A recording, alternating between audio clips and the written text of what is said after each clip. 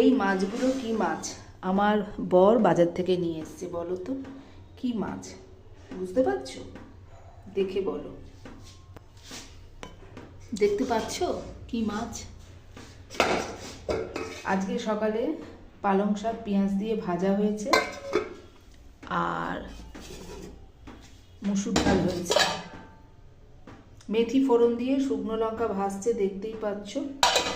এই এখনো পর্যন্ত লাঞ্চ মেনু। আর এই মাছ এখনো কেটে এনেছে, দেখে বোঝা যাচ্ছে কাটা মাছ। হ্যাঁ, মাছ কাটলে তো হবে না, তাকে তো ভালো করে ধুতে হবে, আঁশও আছে, ভালো করে ছাড়াতে হবে।